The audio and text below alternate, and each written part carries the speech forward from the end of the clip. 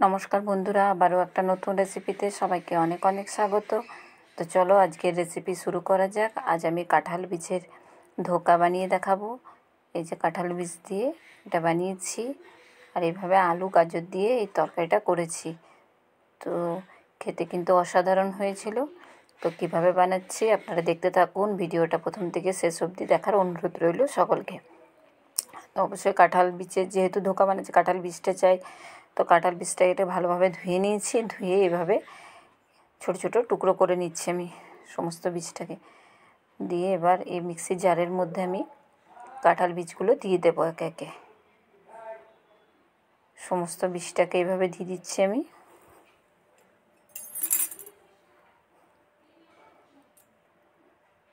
আর কাঁঠাল বীজের উপরের যে খোসাটা আমি আগে ছাড়িয়ে নিয়েছিলাম, আর দুটো কাঁচা লঙ্কা দিয়ে দিলাম। ঝালটা আপনারা স্বাদ অনুযায়ী দেবেন, যে কতটা ঝাল পছন্দ করেন সেরকম অনুযায়ী দেবেন। আর একটু আদা টুকরো করে দিয়ে দিয়েছি, আর পরিমাণ মতো জল দিচ্ছি। খুব বেশি কিন্তু এখানে জল ব্যবহার করা যাবে না। দিয়ে এবার এটা ভালোভাবে একটা পেস্ট বানিয়ে নেব আমি।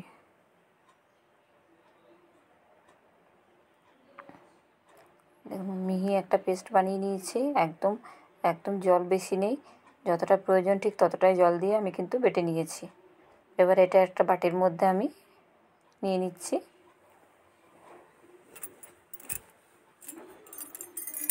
এর মধ্যে 4 থেকে 5 চামচ বেসন ব্যবহার করব আমি।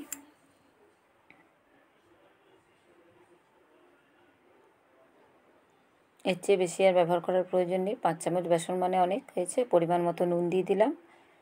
আর এখানে চাইলে আপনারা কিন্তু এক চামচের মতো অ্যারারুটও ব্যবহার করতে পারেন, বা কর্নফ্লাওয়ার। এতে কিন্তু কাঁঠাল বীজটা এমনিতেই নরম খুব হয়, সেই কারণে এখানে বেসনটা একটু ব্যবহার করলাম বেশি।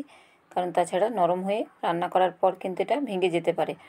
তো পরিমাণ মতো হলুদ গুঁড়ো আর জিরে গুঁড়ো দিয়ে এভাবে ভালোভাবে মেখে নিচ্ছি আমি পুরোটাকে। এবার কড়াইটা গরম হতে দিয়েছি, কিছুটা কালো জিরা দিলাম,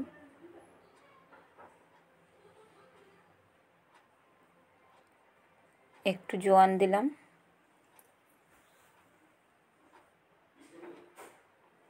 আর অল্প হিং দিলাম। এতে কিন্তু ধোকাগুলোর ফ্লেভার খুব সুন্দর আসবে, সেই কারণে হিংটা এখানে আমি ব্যবহার করছি। আপনারা চাইলে হিংটা বাদও দিতে পারেন। দিয়ে ভাজা ভাজা একটু হয়ে গেছে। এবার কাঁঠাল বীজ বাটাটা আমি কড়াইয়ের মধ্যে দিয়ে দেব।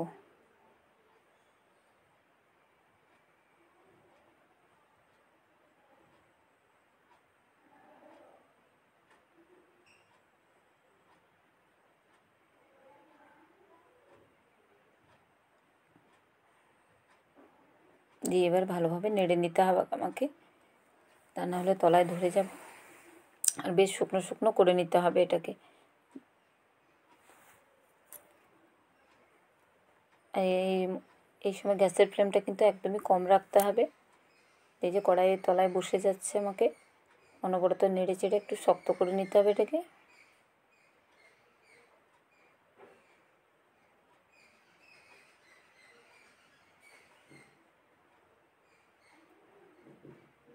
আরও কিছুক্ষণ আমি এটাকে করে নেব। তো এবার আমার এটা হয়ে গেছে। তো এই থালার মধ্যে এটাকে আমি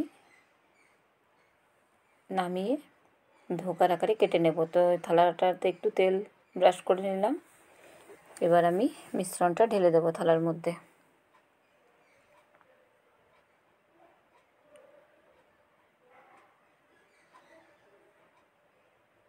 দিয়ে এবার এভাবে খুন্তির সাহায্যে একটু মেলে দেবো। খুব বেশি পাতলা করে মেলবো না, একটু মোটা থাকবে, তবেই খেতে ভালো লাগবে।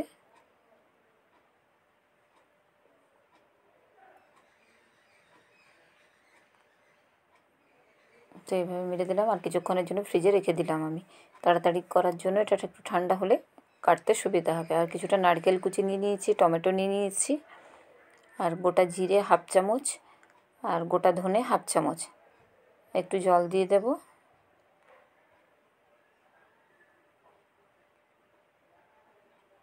আর কাঁচা লঙ্কা দুটো, আদা দিয়ে দিলাম।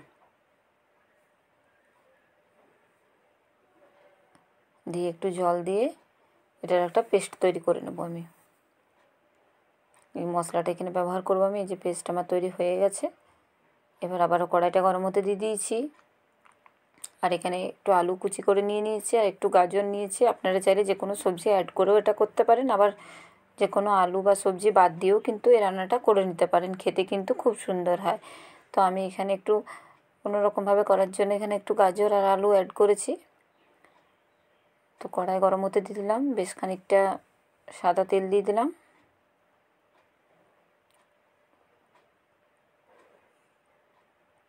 এবার ধোকাগুলো আমি ভেজে নেব। এভাবে পিস পিস করে কেটে নিয়েছি।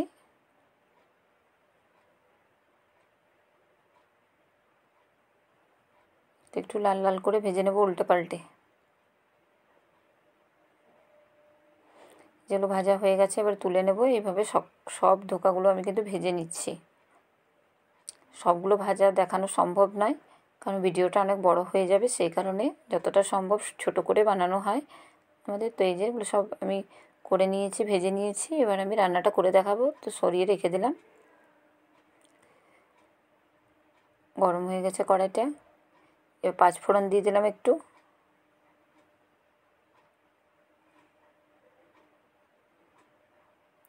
তো এবার এর মধ্যে আমি গাজরগুলো দিয়ে দিলাম।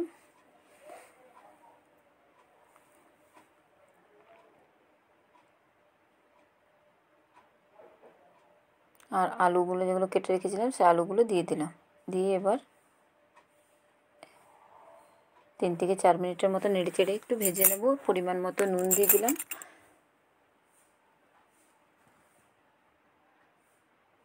একটু চিনি দিয়ে দিলাম।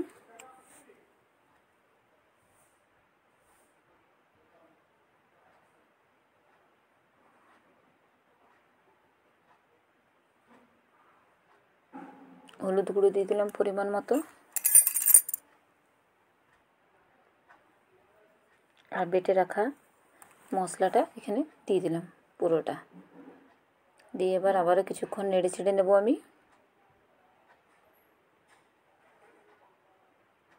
আলু এবং গাজরের সঙ্গে মশলাটাকে একটু ভেজে নেব।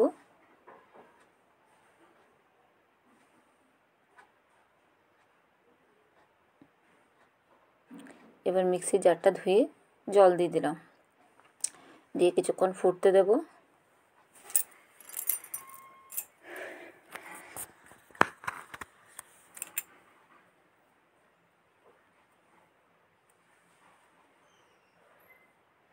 জল দিয়ে দিলাম পরিমাণ মতো। আপনারা যেমন চান ঠিক সেই অনুযায়ী করতে পারেন। তো যেহেতু ধোকাগুলো দেওয়ার পর একটু শুকনো হয়ে যাবে, ওটা একটু জলটা টেনে নেবে, সেই কারণে একটু জল দিয়ে আমি ফুটিয়ে নিলাম। আলুগুলো প্রায় আমার আলু গাজরটা সেদ্ধ হয়ে গেছে। এবার এই ধোকাগুলো আমি একে একে দিয়ে দিচ্ছি। তবে আমি সব ধোকাগুলো এখন দেবো না, কয়েকটা দিয়ে দিচ্ছি। আর কয়েকটা আমি তরকারিটা একটু ঠান্ডা হয়ে যাওয়ার পর এখানে অ্যাড করব, কারণ গরম অবস্থাতে দিয়ে দিলে অনেক সময় ভেঙে যায়, সেই কারণে সবগুলো আমি অ্যাড করে দেখাচ্ছি না। তো আমার রান্নাগুলি ভালো লাগলে লাইক কমেন্ট করতে ভুলবেন না। অবশ্যই চ্যানেলটিকে সাবস্ক্রাইব করার অনুরোধ রইল সকলকে। আর যারা ফেসবুক থেকে দেখছেন তারা আমার পেজটাকে ফলো করার অনুরোধ রইল। তো আজকের মতো এই পর্যন্ত বন্ধুরা।